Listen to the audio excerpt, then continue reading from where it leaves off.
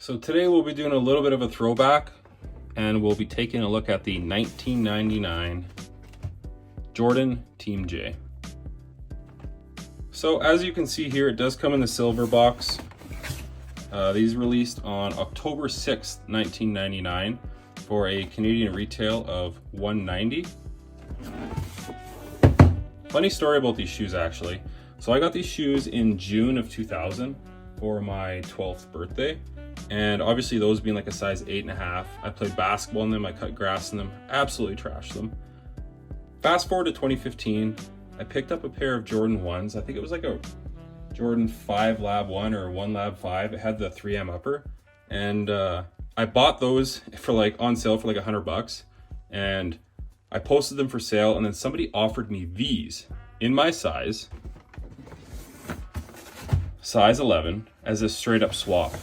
And I literally couldn't believe my eyes, because this is my favorite Jordan brand team shoe, having it at 12 years old. And I've always loved shrouds, covers, you name it. So I just couldn't believe my eyes that someone was offering me these. I've worn these a few times, most notably in, I think it was 2015 and 2017.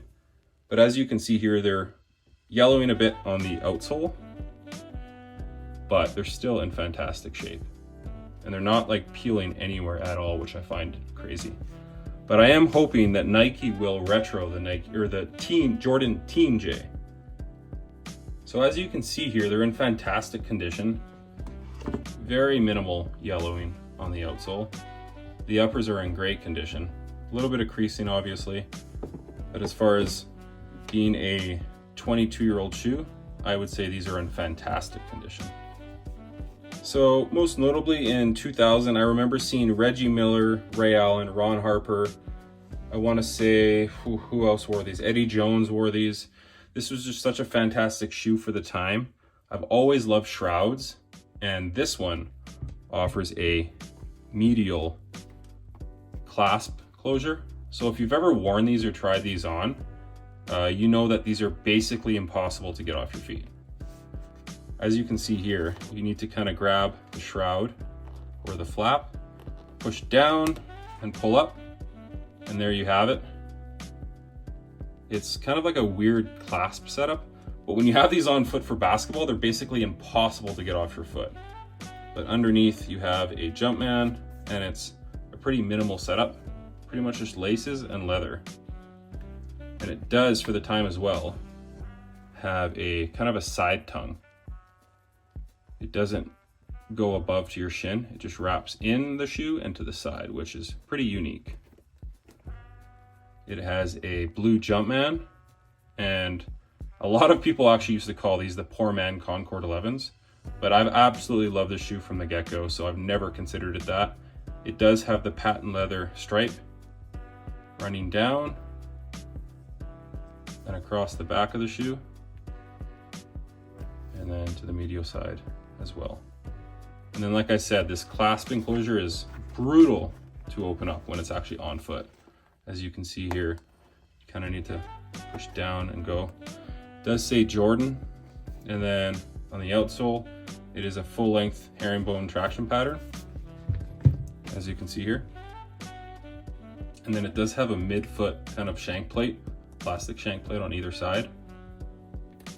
As far as I remember, there were two colorways of these.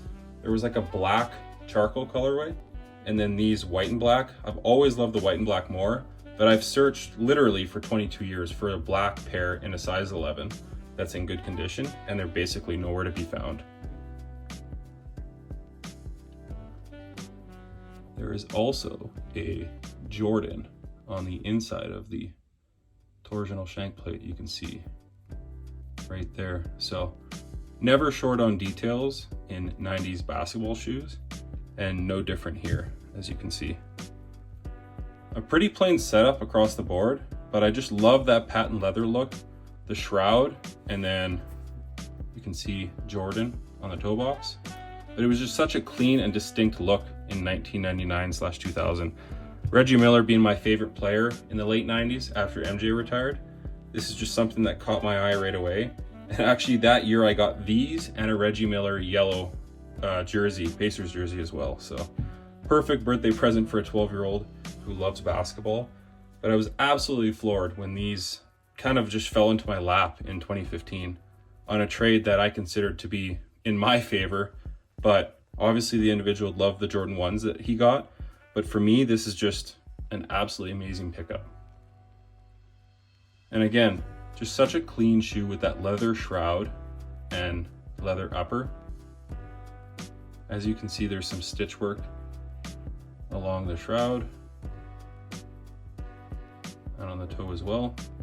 And then just that clean patent leather stripe running from the upper heel down to the lateral portion and the medial portion as well.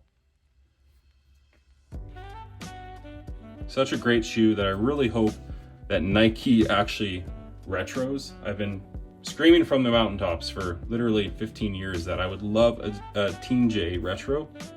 So Jordan Brand, if you're listening, please retro the Team J.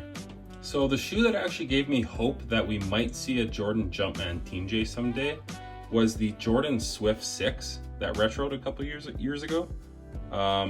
This was not a very popular shoe in the 90s. It was actually Eddie Jones' shoe. It was called the Jumpman Swift 6. It does have pretty nice leather on this retro here. As you remember, if you've ever seen this shoe, it has a big Jumpman and then kind of like a shroud as well that zips down the side and opens up. But the fact that they retroed this shoe, which was, in my opinion, never really popular, it's kind of modeled similar to the Jordan 15. It came out the same time, around 2000. But this shoe, the fact that it came out again, gives me hope that they'll actually bring this shoe back out. But I will say, when I saw these were getting retroed, I think it was Nightwing who did a review on them first, at least the first review that I saw. I was super pumped because I've always loved this colorway and the black, charcoal, and blue colorway that they had back in 2000. So that's going to cover it for the quick video today on the Jumpman Team J. Like I said, Jordan Brand, if you're listening, please retro the shoe and do it right. And it's just that shoe that has nostalgia for a lot of people, because I have posted this on my Instagram several times, and I always seem to get a ton of inboxes and messages asking if I'm selling these, and no, they're not for sale. I don't even think they'd sell for anything, but it's more so just the nostalgia thing for me, getting these for my 12th birthday in 2000. So like I said, Jordan Brand, if you're listening, please retro the Jumpman Team J.